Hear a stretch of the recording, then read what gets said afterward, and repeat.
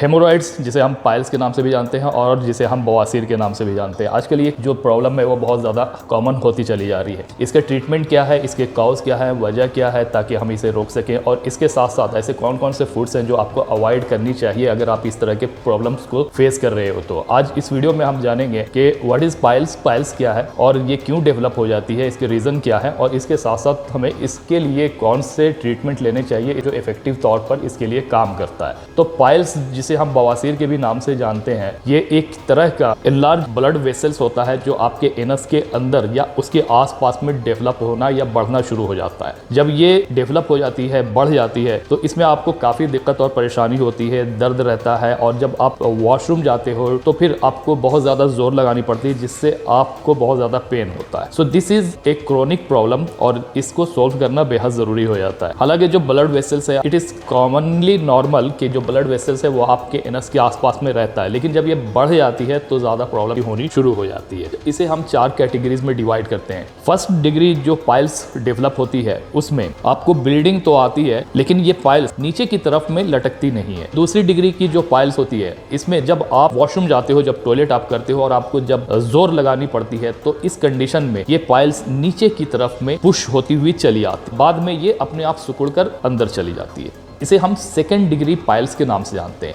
जो third degree piles है उसमें ये ब्लड वेसल आमतौर पर अंदर की तरफ चली आती है, स्पेशली जब आप वॉशरूम जाते हो और जोर लगाते हो तो ये बाहर की तरफ में चली आती है, एनस के बाहर चली आती है, लेकिन ये अपने आप वापस से सिकुड़ कर अंदर नहीं जाती। फिर इस कंडीशन में, यानी कि जो थर्ड डिग्री पाइल्स की कंडीशन होती है, इसमें आपको खुद से पुश करके इसे अंदर की तरफ ढकेलना पड़ता है। So this is third degree piles. जो चौथी डिग्री की जो पाइल्स होती है उसमें ये आमतौर पर आपके एनस के बाहर की तरफ में हैंग हो जाती है, और इस कंडीशन में पुश करके या खुद से ये अंदर की तरफ नहीं जाती, बल्कि ये बाहर की तरफ हैंग होती रहती। दिस इज क्रोनिकल कंडीशन, और ये बहुत ही क्रोनिक कंडीशन हो जाती है। ऐसी कंडीशन में एक तो स्वेलिंग होती है और इसके साथ साथ पेन, दर्द बहुत ज़्यादा रहता है, आपको उठने बैठने में दिक्कत हो जाती है, आपको टॉयलेट करने में दिक्कत हो जाती है, और आमतौर पर ब्लड क्लॉट्स होने शुरू हो जाते हैं। So this is the fourth condition जो कि बहुत ज़्यादा क्रोनिक होती है। अब हम जान लेते हैं कि इसकी कॉज क्या है, इसके रीज़न क्या है, आखिर ये पाइल्स होने की वजह क्या है। मान लो कि आपको लंबे समय तक कब्जियत रहती है, और इस कब्जियत में अब जब आप वॉशरूम जाते हो, टॉयलेट जाते हो, और बहुत ज़्यादा आपको स्ट्रेन लगानी पड़ती है, बहुत ज़्यादा आपको जोर लगाना पड़ता है, तो ऐसी कंडीशन में भी आगे चल करके पाइल्स का होना नॉर्मल हो जाता है। दूसरी जो कंडीशन है उसमें जैसे जैसे आपकी एज बढ़ती चली जाती है, वैसे वैसे आपका जो एनल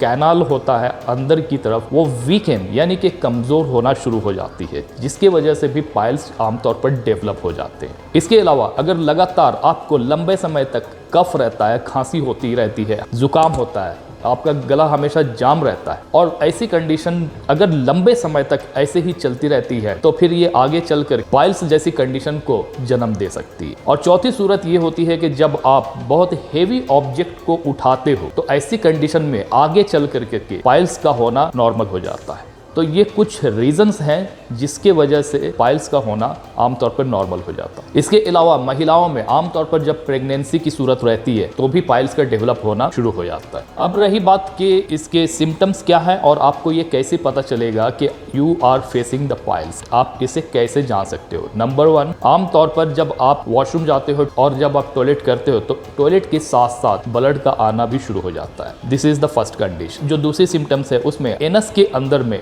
गांठ का बनना शुरू हो जाता है। तीसरी सिम्टम्स, एनस से एक तरह का मुकस निकलना शुरू हो जाता है। तो ये तो कुछ रीजन थे, कुछ वजह था, और जो सिम्टम्स मैंने आपको बताया जो आपको बताते हैं कि you are facing the piles. अब जान लेते हैं कि ऐसी सूरत में आपको कौन कौन से ऐसे फूड्स हैं जो कि आपको कंप्लीटली अवॉइड करनी चाहिए, क्योंकि अगर आप इसे अवॉइड नहीं करोगे तो आगे चल करके ये कंडीशन आपकी मजीद वर्स्ट हो सकती है, बहुत ज़्यादा बढ़ सकती है। इसमें आपको डायरी प्रोडक्ट्स जैसे कि मिल्क, चीज़ वगैरह का इस्तेमाल आपको बहुत लिमिटेड कर देनी चाहिए। दूसरी, आपको वाइट फ्लोर यानी कि जो मैदा आता है उसको आपको कम से कम इस्तेमाल करनी चाहिए। इनमें आप ब्रेड, पास्ता जैसी चीज़ों को आपको कंप्लीटली अवॉइड करनी चाहिए। जो तीसरी फूड है जिसे आपको अवॉइड करना चाहिए वो रेड मीट का इस्तेमाल। ऐसी कंडीशन में आपको रेड मीट का इस्तेमाल बिल्कुल लिमिटेड करनी चाहिए, क्योंकि इसमें फाइबर कम और सोडियम बहुत ज्यादा होता है। रेड मीट आपकी कॉन्स्टिपेशन को और मजीद बढ़ा सकती है, so you have to stop eating the red meat. इसके साथ साथ आपको प्रोसेस्ड मीट्स का इस्तेमाल बेहद लिमिटेड कर देनी चाहिए। इन प्रोसेस्ड मीट्स में फाइबर की मात्रा कम जबकि सोडियम की मात्रा बहुत ज्यादा होती है, जो कि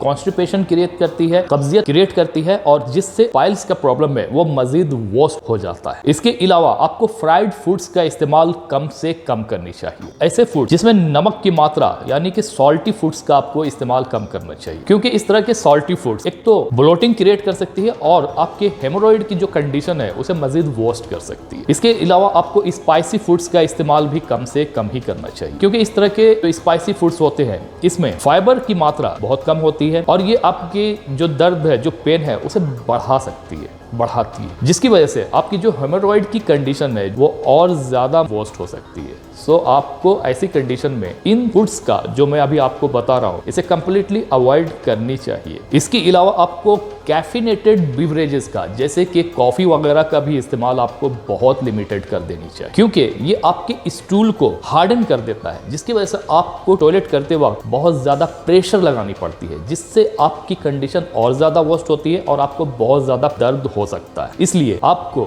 ऐसी सूरत में कैफिनेटेड ड्रिंक्स का जैसे कि कॉफी वगैरह का इस्तेमाल कम करनी चाहिए। इसके अलावा आपको अल्कोहल वगैरह का इस्तेमाल अगर कर रहे हो then you have to stop it, क्योंकि अल्कोहल का इस्तेमाल करने से एक तो आपके स्टूल को ये सख्त कर देता है, ड्राई कर देता है और फिर आपको कॉन्स्टिपेशन की प्रॉब्लम होती है और जब आप टॉयलेट जाते हो तो आपको बहुत ज़्यादा जोर लगानी पड़ती है, जिससे आपकी जो पेन है उसमें बहुत ज़्यादा इजाफा हो जाता है। So you have to stop it also. अगर आप अपनी पाइल्स की कंडीशन को मजीद वर्स्ट नहीं करना चाहते हो और जो डिस्कम्फर्ट आप फील कर रहे हो इसे रिलैक्स करना चाहते हो तो इसके लिए आपको हाइड्रेटेड रहने की ज़रूरत है। आपको ज़्यादा से ज़्यादा plenty of the waters you have to use it. आपको पानी ज़्यादा यूज़ करना चाहिए, बिवरेजेस आपको ज़्यादा यूज़ करनी चाहिए। इसके अलावा आपको होल ग्रेन का इस्तेमाल करना चाहिए, लेग्यूम्स, वेजिटेबल यानी कि सब्जियों का इस्तेमाल। इसके साथ साथ आपको फ्रूट्स का, फलों का इस्तेमाल ज़्यादा करना चाहिए और उन फलों का जिसमें कि फाइबर की मात्रा ज़्यादा हो। जब आप इन चीज़ों का इस्तेमाल करते हो तो एक तो आपका जो स्टूल होता है वो सख्त नहीं होता है, कॉन्स्टिपेशंस आपको क्रिएट नहीं करती और आपका स्टूल आसानी से पास हो जाता है, जिसकी वजह से आपकी जो कंडीशन है वो बहुत ज़्यादा डिस्कम्फर्ट आपको फील नहीं करवाती और जिसकी वजह से बहुत ज़्यादा आपको पेन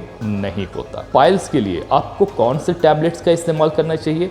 जो आपकी हेमोरॉइड की कंडीशन है उसे आप किस तरीके से ट्रीट कर सकते हो। अगर आपने वो वीडियो नहीं देखा तो इस आई बटन पे जा करके जरूर देखना।